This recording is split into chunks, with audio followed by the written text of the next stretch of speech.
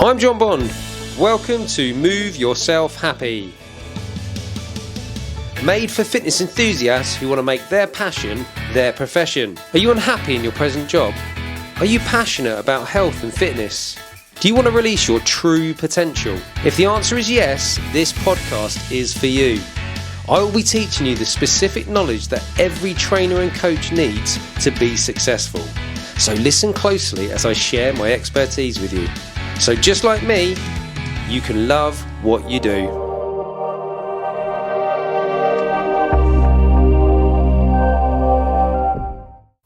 Georgie boy. Hello, John. Here we are again. Don't know why I feel the need to say that every time. Georgie boy. Georgie boy. Reminds me of what was it I used to say? George of the jungle. Watch out for that. Tree. That's actually, fun fact for everyone listening, that is my favourite film. You know when everyone says, like, what's your favourite film? And you're like, oh, there's so many, how can I possibly answer? George of the Jungle is my favourite Is film it? of all time. Yeah, if I was on my deathbed and I could watch one more film one last time, it'd be that. It's such a feel-good film. I'm not entirely sure I've watched the whole thing. It's brilliant. And I remember as a kid, I would watch it and George of the Jungle was in such good shape. I used to think to myself, I'm going to look like that one day. Oh, how funny, because I do look like him. No, I look like the guy he became, the whale. Because you know that's the same actor. I do know that's, yeah. So you're the whale and I'm not. No, I'm not the whale. I'm in the middle. Yeah. I'm between the whale. You're on your way to the whale. Yeah, got ya. I was on my way to the whale. Yeah. George, come on, this is. You're back to George of the Jungle. No, I'm not there either. No, you just don't get me, George. I was on my way to the whale, and now I'm going back, and I'm working back towards George of the Jungle. Okay. But I'm still quite far from George of the Jungle.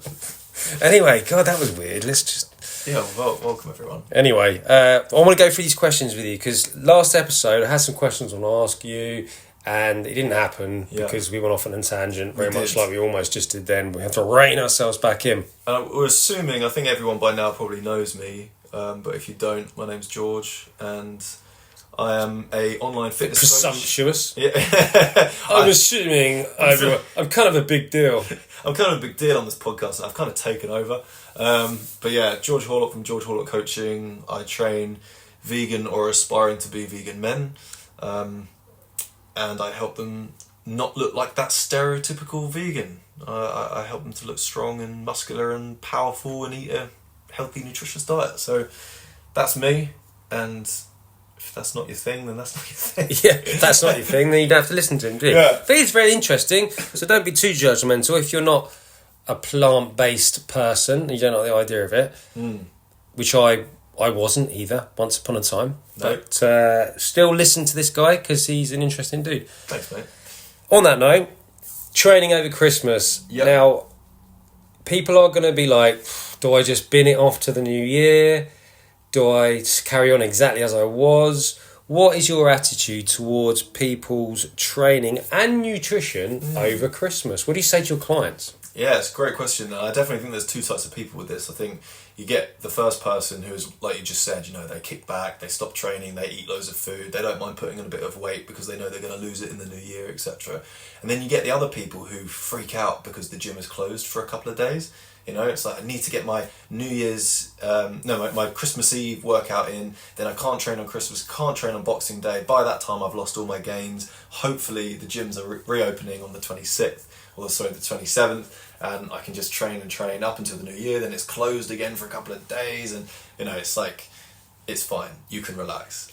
What I tell my clients, and what I do myself, is I definitely take some time out, because there's lots of things going on, there's lots of parties and events and family do's, and everyone's going to have a few drinks, everyone's going to make amazing delicious food, and it's going to be a little bit on the naughty side. See what I did there, the naughty side, naughty list. So I say kick back, I say take some time off, relax, enjoy yourself, but what I also say is, if health is your thing, if health is your main priority, then a lot of the foods associated with Christmas time are certainly not going to improve your health. If anything, they're going to make it worse. And if that is you, and that's what makes you happy in life, and that's your purpose and your calling, then keep doing what you're doing, be strict, Just don't make anyone else necessarily feel uncomfortable, because everyone is just trying to have a good time around Christmas time. You don't want to isolate yourself, do you? And No. be that guy. Exactly. Making everyone feel guilty about enjoying their Christmas. Yeah, and you can just be polite about it. Oh yeah, I'm not drinking today, or yeah, oh no, it's okay. I'm stuffed actually. I'm not gonna eat that last mince pie or whatever. So yeah. Oh, on that though, so I got my own thoughts on this. Is ever indulging until you're stuffed, is that ever a good idea? No, definitely not. And actually, that's a great point, because when I say, actually, that's good. I need to correct myself a little bit here. When I say kick back and relax, I definitely don't mean do that. like stuff yourself until you're puking, or go out drinking until you're heavily vomiting, and like all that chaos. What I'm saying is, if you want a bit of chocolate, you can have some. If you want a few drinks, have them, etc. But yeah, there's certainly a limit, and I think when it gets to that point, you need to think to yourself, oh, why am I doing that? Maybe I crave this stuff a little bit too much. Maybe this is my secret happy place. I listened to a guy the other day, I must admit, sometimes I listen to podcasts, and I might listen to so many in a week, I get muddled up between who said what. Yeah. I think this guy I was listening to was a centenarian, so he's over 100 years old, and Nice. He said that he's always eaten till he's 80% full. Yeah. And this is a common thing. I see this a lot with people that are kind of older and healthier, and certain countries, I know the blue zones, it's a thing, isn't it? Mm-hmm. And I think in Okinawa, I can't say it, Okinawa, Yeah. They do that too. They stop before they're full, basically. Yeah. So there definitely seems to be like some big benefits to doing that, and that does mean. And actually, I live with people that are very good at that. So Samantha and Lyra are extremely good at stopping full. They don't like that feeling of being full, so they'll always stop before. So they could have the best tasting cheesecake in the world in front of them, and they'll stop before they feel full. Yeah. Freaks, I'm exactly aren't the they? same. Absolute freaks. Yeah, well, there's another freak in the room, because I'm exactly the same. I physically Hate you guys. Yeah, we're a weird breed, but I'm going to teach all the listeners how to do it. Okay, there's a simple method. But I'm exactly the same. I physically can't eat until I'm full up. I hate the feeling of being full. I rarely feel full. And it's because I'm a slow eater. You're about to teach us this, mate. This is going to be life changing for me. Yeah. So what you need to do, John, my friend, is you need to eat your food slower. Okay, because the way you feel full is when you eat too quick, and you're probably not chewing your food enough. Mate, I just smashed down a vegetable stir fry right in front of you. Yeah, you did. So that we could get on with this as quickly as possible. Yeah, so I bet it was turning your stomach, wasn't it? Yeah, I was like, John, you need to slow down, mate. You just slow down. Most of it's down my front. I've noticed, actually. He's currently sat in a shirt with vegetables down it. That's how you know he spends an awful lot of time with a vegan man. Yeah. But, so the problem is that people eat food far too quickly. And when you do that, your gut and your stomach isn't sending the right signals to the brain, because it takes 20 minutes for the stomach to decide if it's full or not. So when you're eating, your stomach is slowly filling with food, and it takes over 20 minutes for the signals to go from the stomach to the brain to say, this is enough, this is too much. And so I'm not saying to eat for an hour, but what I am saying is you need to eat for at least 20 minutes. If you've got, a nice rice dish in front of you, take your time eating it. Don't waff it down in 5. And I think we've got used to that, because Eat on the go. Eat on the go. Get in quickly to get to the next activity in our day. 15-minute lunch break. Quickly eat now. I'll just munch it down, and then suddenly it hits you. You're like, oh, I feel so full. If you'd taken 20 minutes, you'd have eaten half of that rice dish, and then your body would say, I'm actually fine now, I'm full. Chewing your food as well, chewing it slow. My granddad used to chew 50 times before he swallowed. Wow, I heard you meant to do it 32 times, and I tried that, and that is hard. But 50 times. Yeah, you do it 50, and drink your food, they say, don't they? Drink your food, because then it's easier to process and digest in the system, in the body. Even though the stomach is brilliant at breaking down food, it prefers it when it's in like a liquid state. That's why smoothies became really big, because when they actually came in, especially in the Western world, people would drink them and feel really energized afterwards, and they just became this big thing. But and yeah, my granddad lived to a ripe old age. He was well into his 90s, and he'd have gone way over 100. He died after his wife died. I think the whole broken heart thing is really real.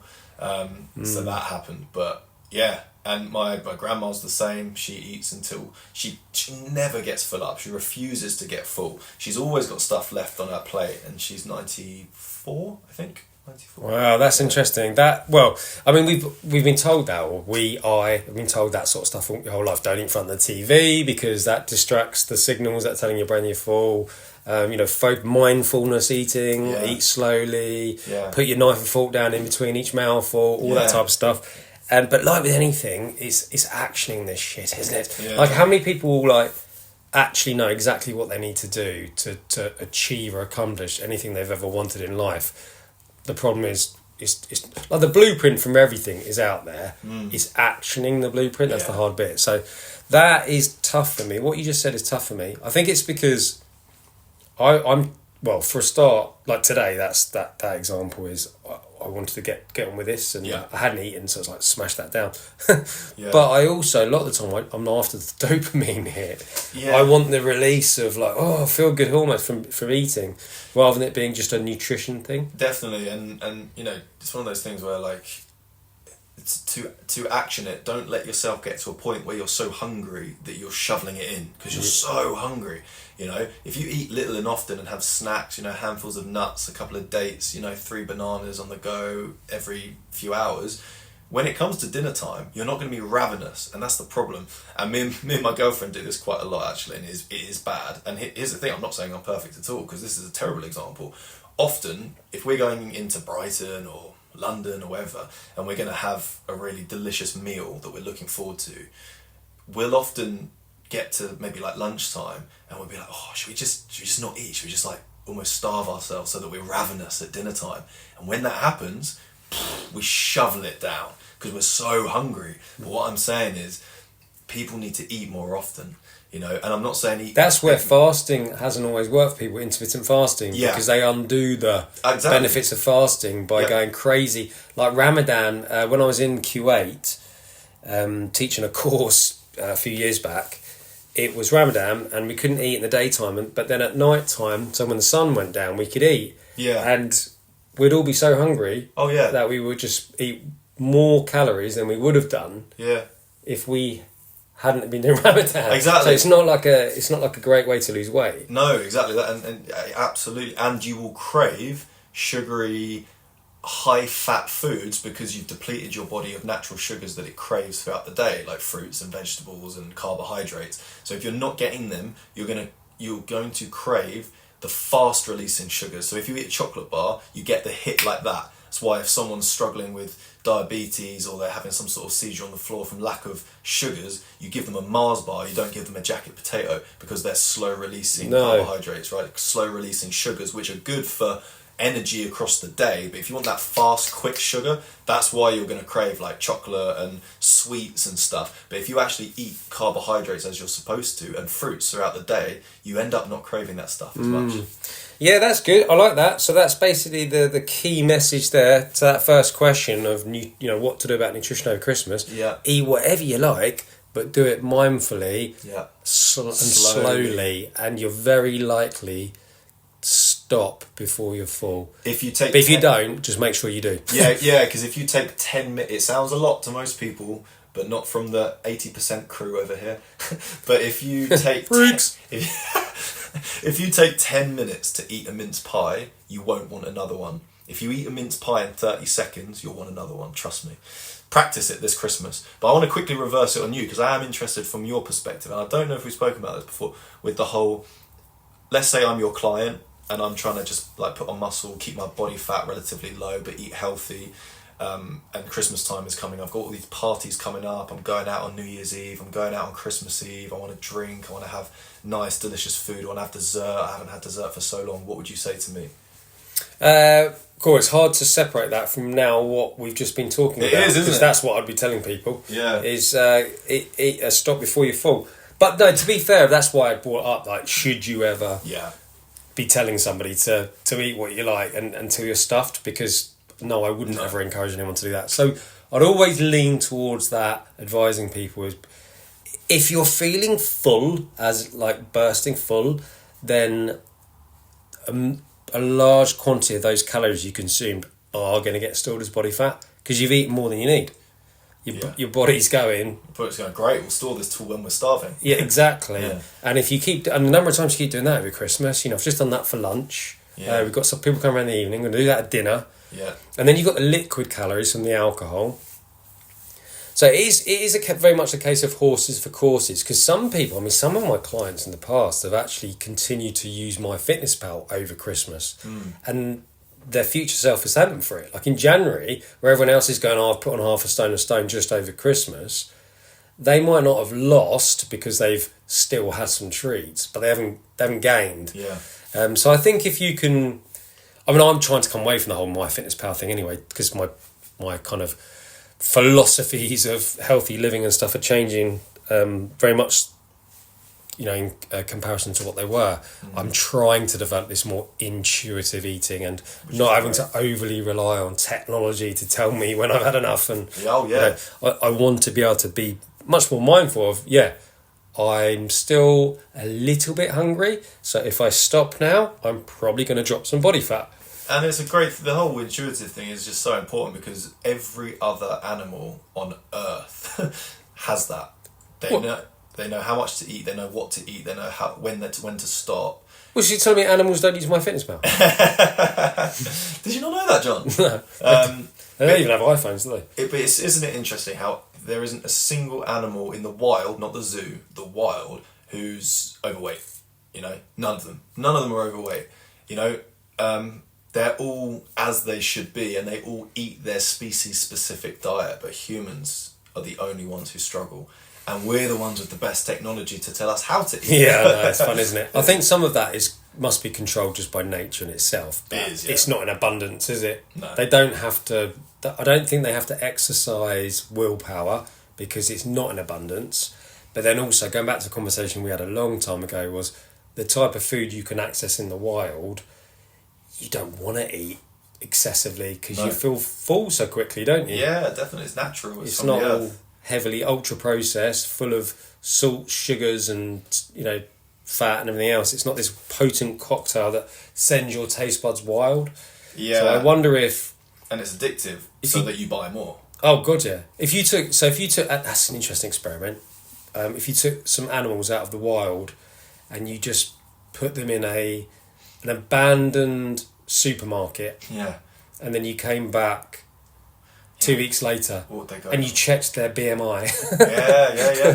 Well, they would be fat, wouldn't they? Oh, in the zoos they are. In the zoos they get diabetes, they get strokes, they get heart attack, they get all the stuff that we get. Because they eat crap food and they're probably eating out of boredom, eating out of depression. They don't move. Yeah, there we go. Especially lions, tigers, etc. are not moving. So. Right, so there we go. Then, so at Christmas you need to be like an animal, a wild animal. Yeah. Only eat.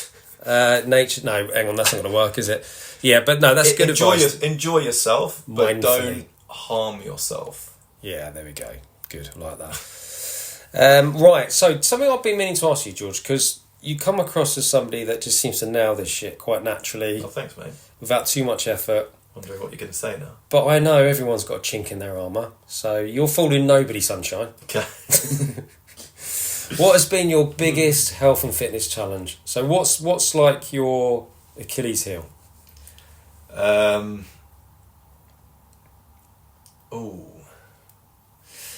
What's my biggest one? I was going to say consistency, but I am very consistent.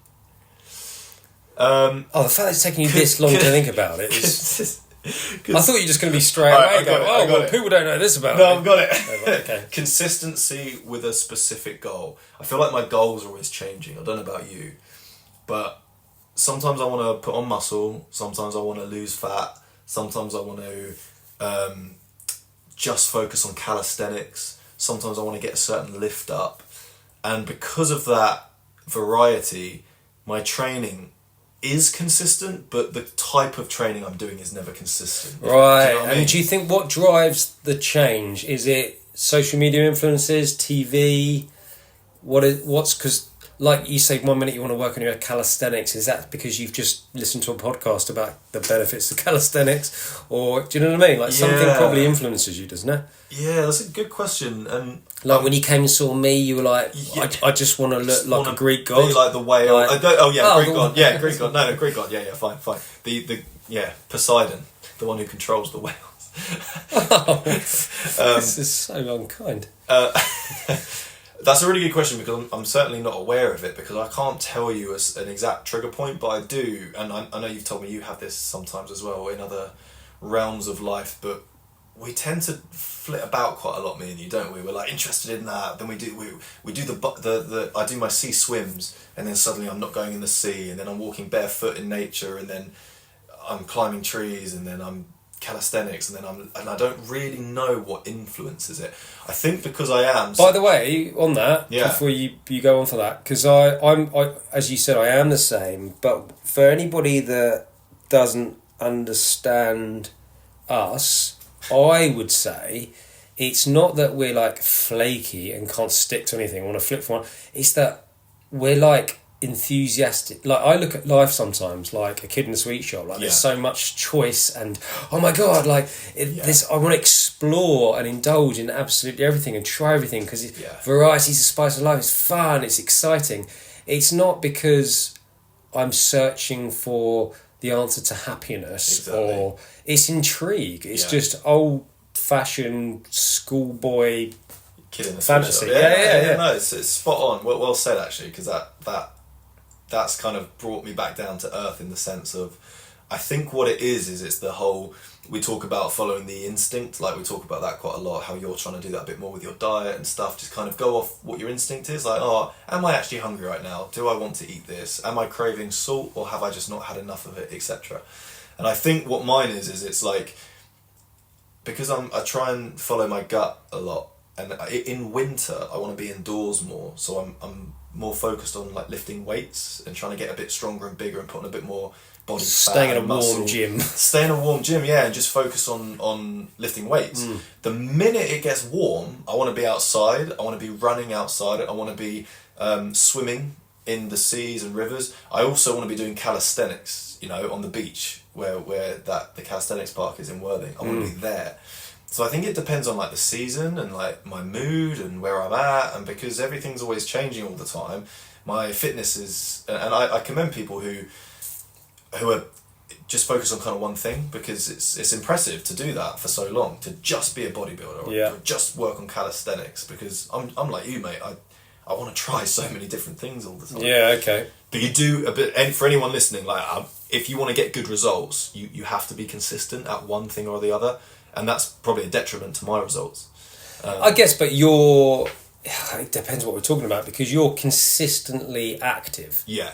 And that's the same as me. Like I don't, regardless of whether I can be a greedy pig when it comes to eating food, I am consistently active. Yeah. It's so rare that I even have a lull in that. Yeah. Where someone says to me, how's your training going? Like, I've had a few weeks off. I never say that. No, I've always consistently been doing something. And so I might be the same as you. I might one day I'm trying to get really, really strong for the next 4 or 5 weeks. Yeah. Another week I'm trying to improve my stability. Exactly. Yeah. Another week I'm trying to have better endurance. Another week I might be trying to work on my Olympic lifts, but I'm still consistently active. And you're the same from that point of view. Like I don't think I've ever said to you, "How's your training going?" and you've gone, "I haven't done anything for 2 weeks." No. There's always something new we're trying.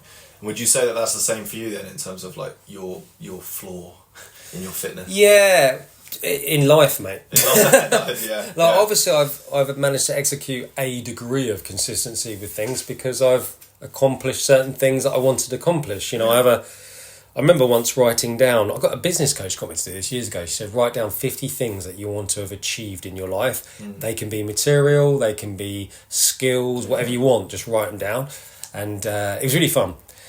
I enjoyed doing it, and I reviewed that a little while ago, It's probably about a year ago now, but I had a look at them and I realised I've done most of them. Yeah. 50 things, like that's incredible. That's brilliant. And I I just realised what I said. I went, that's incredible, like blowing my own trumpet. But no, No, it is. But I remember thinking, so all the time, like you're so focused on what next, you do forget about what you've achieved. Yeah. And that's a great point.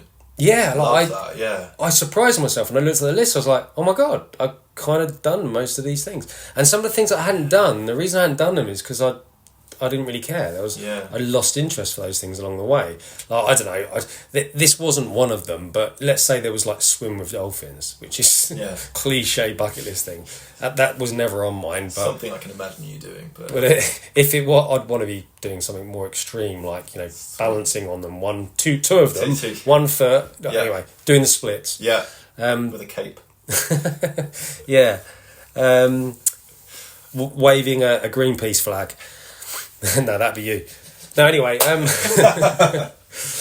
What was I talking about? Oh, I don't even know. Things that you've done. So it was something on there like that. Yeah. That I was like, well, that was just the moment I wrote that down and actually didn't really care about it. Yeah. So I had achieved a lot of those things, and I can't remember why we're even talking about those 50 things. Why am I talking about those 50 things? Oh, consistency. Yes, sorry, I was giving evidence of why I obviously have been able to be fairly consistent on some things, because I've achieved quite a lot of things I wanted to achieve.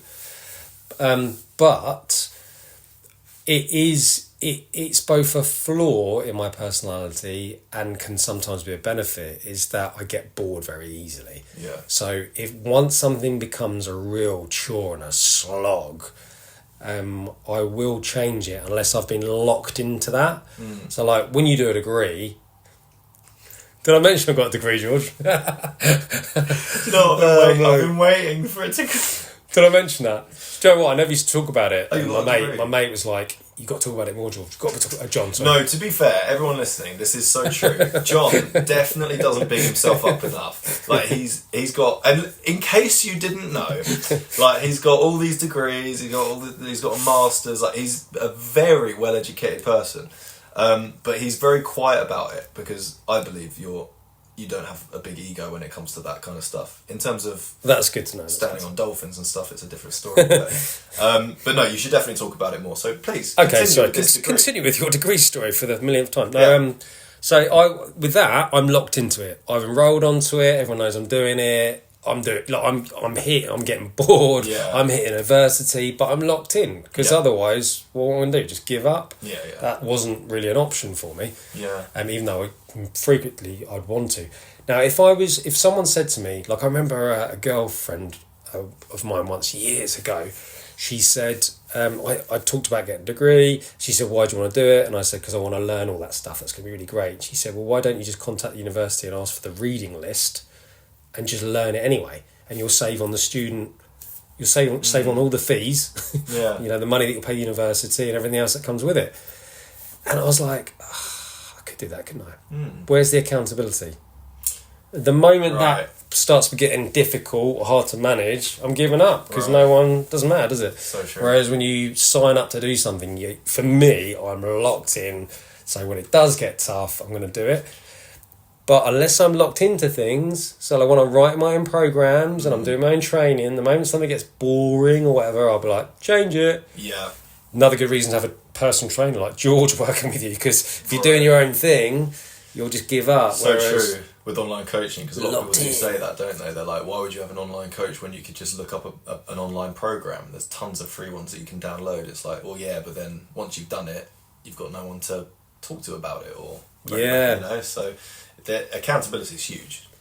Yeah, it's huge, isn't it? And it almost doesn't, like when you talk about your mentality with kind of life in general, you're quite go with the flow, this, that and the other. But even someone as spiritual, nature loving, free spirited as you are, you still need a bit of accountability. Definitely, yeah, absolutely. Well, I probably need to cut it short there. Does anyone should we finish with a question? Well, do you know, I'm just conscious that Betsy's Betsy's off from school and she's watching Oliver downstairs. She's been very well behaved watching that without coming and disturbing us, but I don't want to leave her for too long. Should we do a like a sentence for the last question? Okay, so what are your goals for 20... Well, are we talking fitness goals or business goals?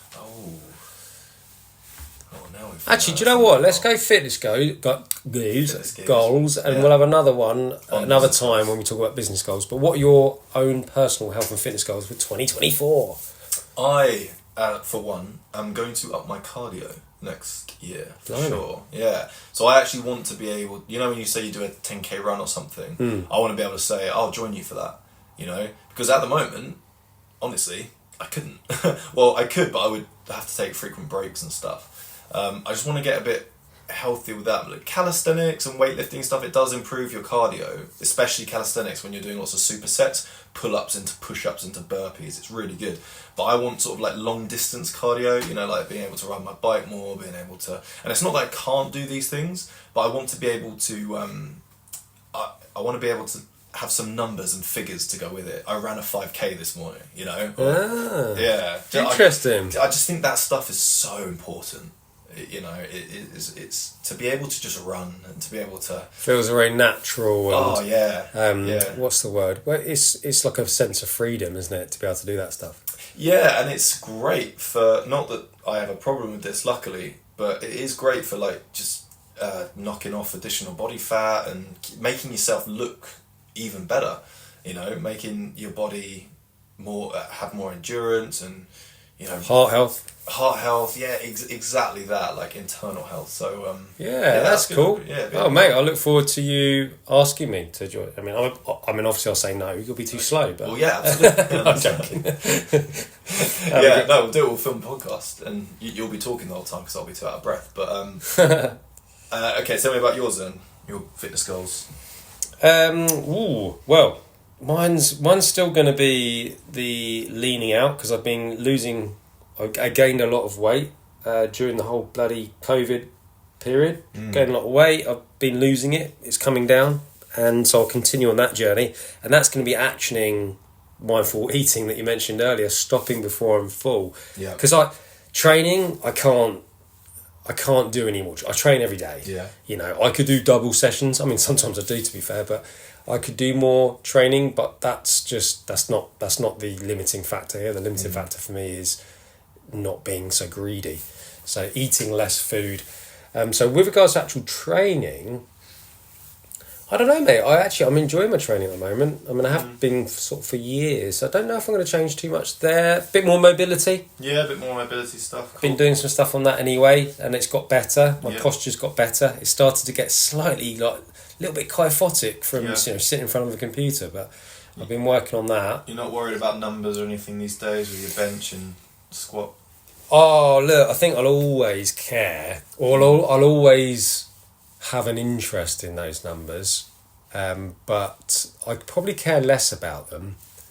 I think because I'm like 44, it's difficult now for me to hit my PBs on strength, strength and size. To hit those PBs again is difficult at 44. Now, someone listening to this being like, says who, you know, but I am a dad and I am a husband and I am a business owner, I am a teacher, you know, there's so many other things that I've got going on in my life that I would have to sacrifice some of that a little bit, I think, to chase those PBs again. And if you wanted to get stronger, you do have to eat more, and eating more means you have to ignore the 80% full rule. Yeah, exactly. So I would like to continue to maintain the strength I've got, but get leaner, so that'd be a good goal. Nice. I think naturally my fitness is probably going to be improving because I'm out and about running more, so I think I might actually, to tell you what, I might see some new PBs for running again. Nice, yeah. You know, like 10Ks and half marathons and stuff, and maybe do an ultra this year. Actually, an ultra would be good. That'd be cool. Well, I have done one before, but I'd like to do another one. Yeah, nice. I've always wanted to do a Tough Mudder, but they're quite expensive. Yeah, they're a little bit gimmicky. They're good fun, yeah, but you're paying for all the gimmicks, you know, the electric fences and exactly. Else. It's not really fitness; it's a bit of fun, isn't it? Yeah, exactly. Yeah. I've done that with. I mean, I did that with Samantha, and she's not a runner, but I've done that with her. Oh, nice. Okay. It's good fun. Cool. Awesome. All right, nice one. Well, cheers, George. Always a pleasure. And again, I think probably get you on again next week because I want to talk to you about your business goals for 2024 as well. That'd be interesting. Sounds good to me, mate. Yeah, and I'd love to return the questions because I'm always interested in what you're doing with Storm and everything else. So we'll go again. Cheers, mate. Enjoy the rest of your day. Thanks, mate. See you soon. Bye-bye. Now, if you enjoyed today's episode, something you can do for me is subscribe to my show. And if you know anyone else that might be interested in this content, then please share it with them too. You can also head over to our socials and follow us on TikTok, Instagram, Facebook and YouTube. But if you're ready to take that next step, visit our website, www.stormfitnessacademy.co.uk, fill out a contact form, that'll come straight to me.